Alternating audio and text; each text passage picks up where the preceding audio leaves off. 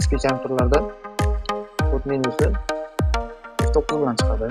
iPhone bilan BIOS nastroykaga kirsa bo'ladi. Bunda hozir Windows 10 ishga turibdi. Kompyuterga ular kompyuterni yoqaman.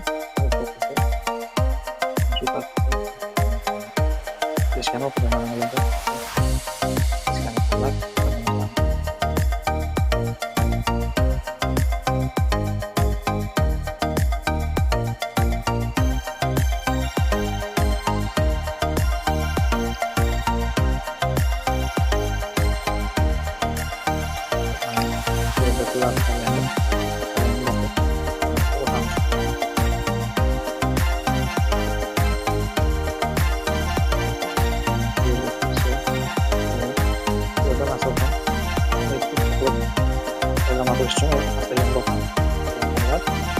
bu yerda playlistlar belgilab qo'yganman. Yoki playlistda qolganlari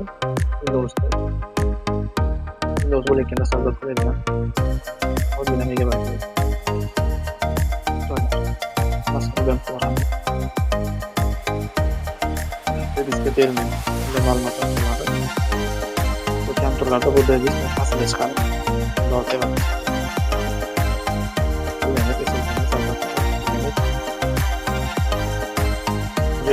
Islam tayyor bo'ldi. Endi bu yerda 2 GB maydalarga Windows 10 mana shuni tanlab turib, qadimgi bosamiz, sistem boshlanadi.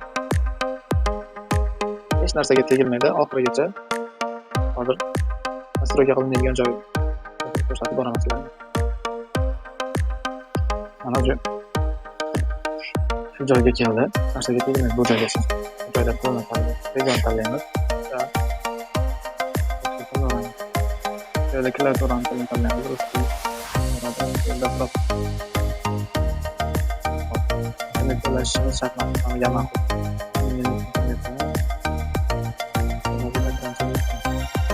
Sizga mavzuni xohiga qarab yozib qo'ysa bo'ladi.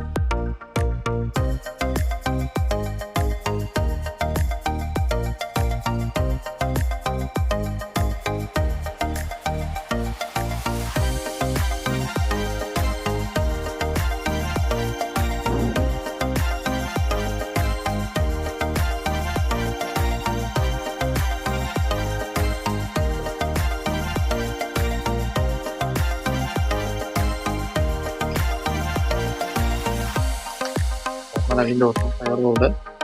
Chiqib turamiz. Bu yerda o'zimizga keraklilarni olib olib, keraklilarni o'chirib tashlasak bo'laveradi. Bu narsalarni bildiradigan o'chirib olsak bo'laveradi.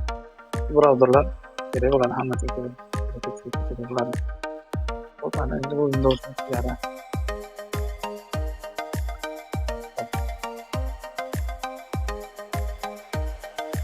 Borlaringiz rahmat. Windows kerak bo'ladigan bo'lsa, telkasini video ostida qoldirman. Bemalol ko'chirib qo'yiladi.